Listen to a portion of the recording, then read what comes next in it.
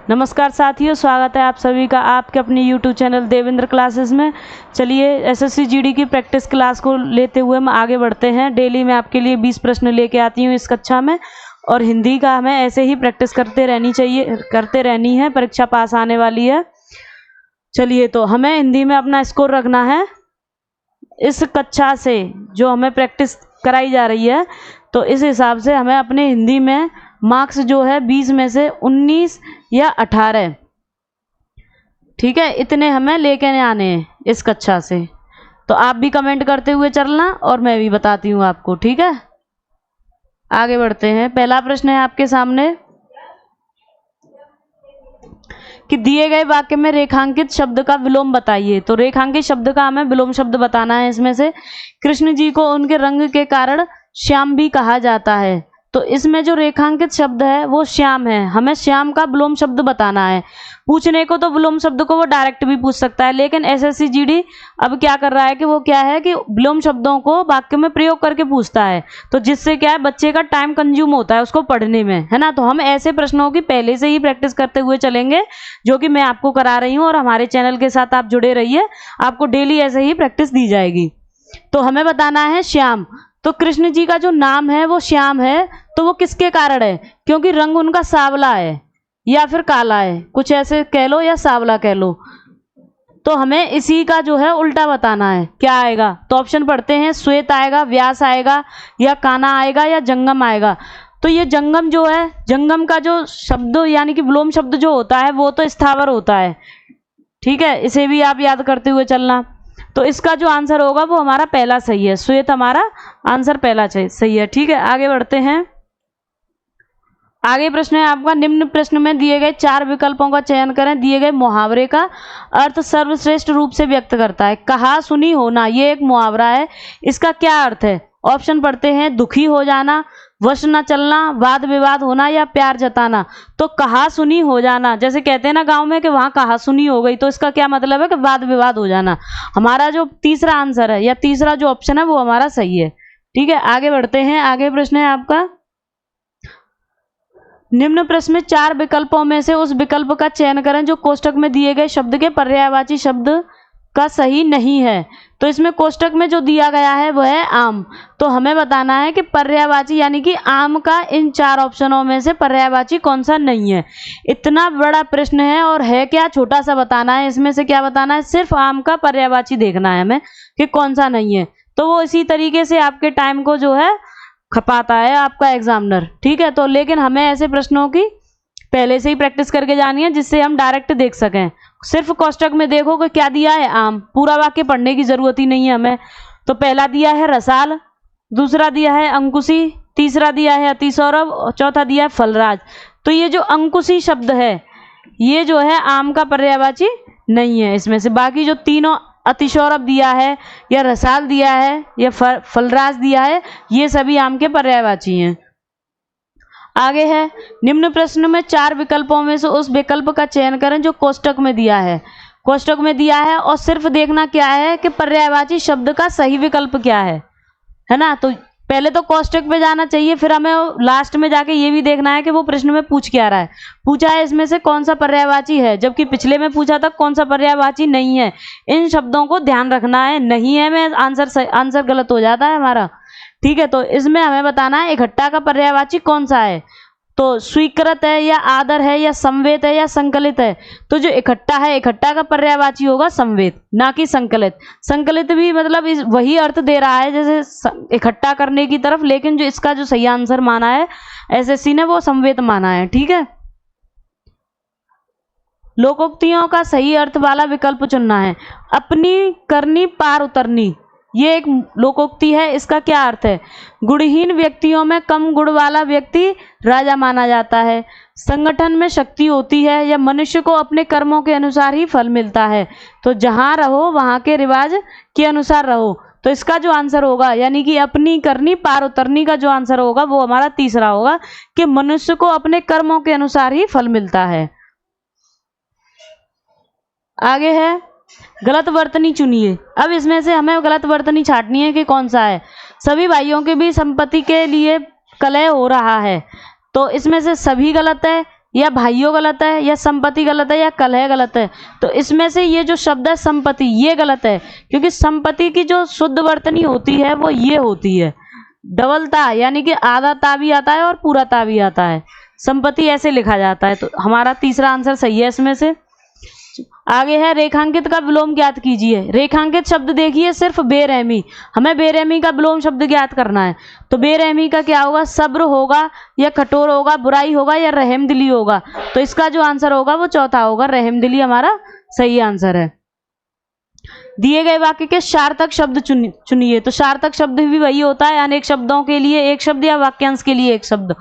तो जो संविधान के अनुकूल हो तो उसे क्या कहेंगे, संवैधानिक कहेंगे या नियमानुकूल कहेंगे या अवैध कहेंगे या कानूनी कहेंगे। तो जो संविधान के अनुकूल हो या संविधान के अनुसार चले उसे हम संवैधानिक शब्द कहते हैं। पहला ऑप्शन हमारा सही है। आगे बढ़ते हैं। निम्न प्रश्न के 4 विकल्प हैं, तत्सम रूप का सही विकल्प चुनो। तो हमें इसमें से जो ये जो कोष्टक में दिया है कि आप सभी को यहाँ जाने के लिए कहा गया, तो यहाँ जो शब्द है इसका हमें तत्सम रूप बताना है। तत्सम शब्द कौन से होते हैं, जो संस्कृत भाषा से लिए गए हैं। संस्कृत के जो शब्द हैं वो ज्यों के तो हिंदी में प्रयोग कर दिए गए हैं, उन्हीं को हम कहते हैं तत्सम रूप। और इन्हीं संस्कृत शब्दों का ट्रांसलेट करके हिंदी में बना दिया गया, उन शब्दों को कहते हैं तद्भव रूप। तो ये जो यहाँ शब्द है, यहाँ हमारा एक तद्भव रूप है, हमें बताना है इसका तत्सम। तो क्या होगा, अग्र होगा। अग्र का तो आगे होता है, ठीक है। अग्र जो शब्द है, अग्र के लिए जो अग्र जो है तत्सम शब्द है, लेकिन जो आगे के लिए आता है ये, ठीक है। अर्क होगा, अन्न होगा या अत्र होगा। तो हमारा आंसर अत्र सही है। अत्र माने होता है यहाँ, है ना। तो ये हमारा संस्कृत का शब्द है तत्सम, यहाँ का। रेखांकित के लिए सही विकल्प चुने। यहाँ शुद्ध गाय का दूध मिलता है, ये वाक्य हमें सही करना है। तो इसमें क्या गलत है, यहाँ शुद्ध गाय की दूध मिलता है, यहाँ शुद्ध दूध का गाय मिलता है, या परिवर्तन की कोई आवश्यकता नहीं है, या यहाँ गाय का शुद्ध दूध मिलता है। तो ये जो शुद्ध गाय है, ये जो शुद्ध शब्द है, ये गाय से पहले नहीं आएगा, ये दूध से पहले आएगा, क्योंकि दूध की शुद्धता बताएगा। गाय की शुद्धता से कोई मतलब नहीं है, ठीक है। दूध की शुद्धता होती है। हमारा चौथा ऑप्शन सही है। आगे बढ़ते हैं। दिए गए विकल्पों में से 3 विकल्प त्रुटि युक्त हैं, जबकि एक सही है। तो वही हमें छांटना है कि कौन सा सही है। मैं तुमसे रविवार को मिलूंगा, मैं तुमसे रविवार के दिन को मिलूंगा। तो ये जो रविवार है, रविवार ही खुद एक दिन है, तो यहाँ दिन लगाने की कोई जरूरत ही नहीं थी। तो ये तो हमारा गलत हो गया। मैं तुमसे रविवार में मिलूंगा या मैं तुमसे रविवार के दिन मिलूंगा, तो ये भी गलत है। तो इसमें से जो सही आंसर होगा, मैं यहाँ पे शब्द गलत है, पहला ही ऑप्शन हमारा सही है, मैं तुमसे रविवार को मिलूंगा।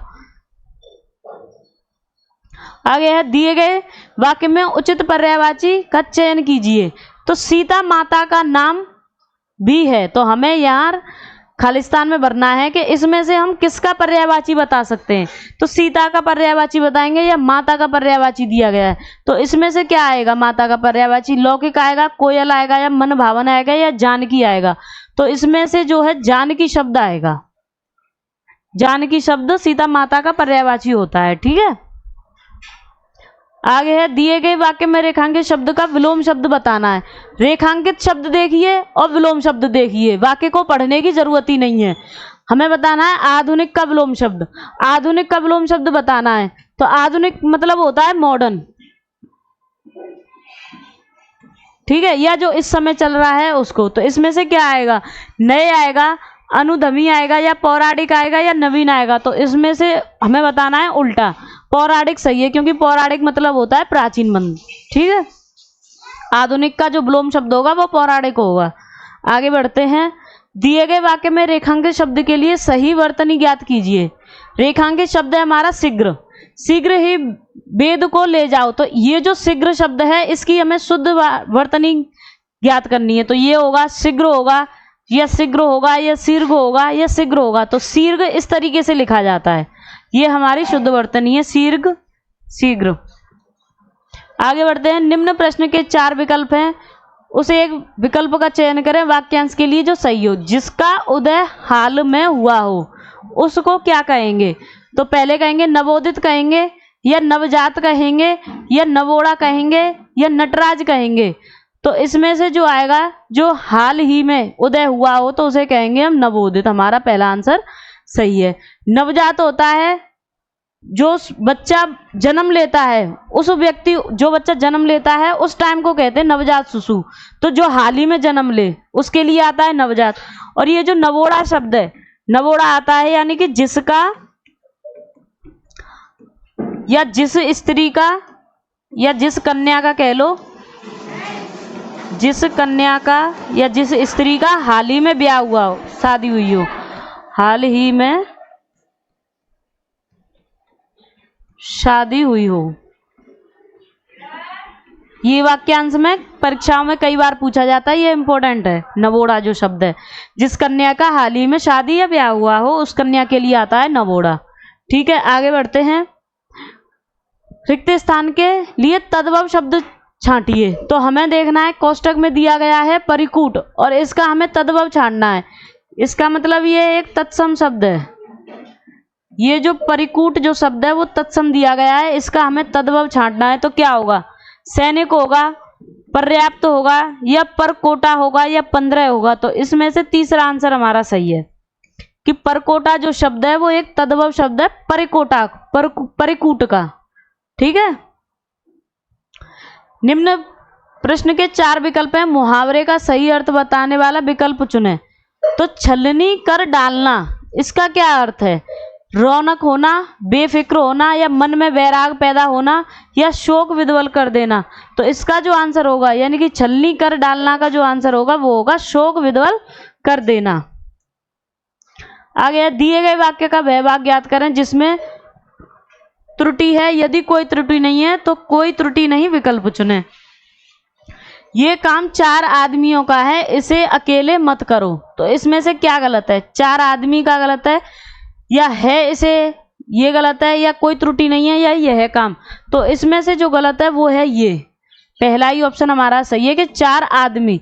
4 जो शब्द है और आदमी, आदमी सिर्फ एक व्यक्ति के लिए आता है, यहाँ आएगा 4 आदमियों का। ठीक है, क्योंकि बहुत सारे आदमी है, एक वचन नहीं आ सकता, आदमी बहुवचन में प्रयोग होगा। आगे है, गुलाब के फूल में बहुत से कांटे होते हैं। तो इसमें हमें क्या बताना है? इसमें हमें कांटे का पर्यायवाची बताना है। ये इस तरीके से कोष्टक में दिया होगा, और इससे पहले भी एक लाइन लिखी होती है कि निम्न कोष्टक में दिए गए शब्द का पर्यायवाची बताइए। तो हमें कांटे का पर्यायवाची बताना है, इसका हमें बताना है पर्यायवाची। ऑप्शन पढ़ते हैं, ऑप्शन दिए गए हैं, कर्म होगा, शूल होगा, या सूम होगा। तो इसका आंसर होगा हमारा सेकंड, कांटे का जो पर्यायवाची शूल होगा। ठीक है, ये आपके 20 प्रश्न एसएससी जीडी के पूरे हो गए। धन्यवाद, आगे मिलते हैं नेक्स्ट वीडियो में।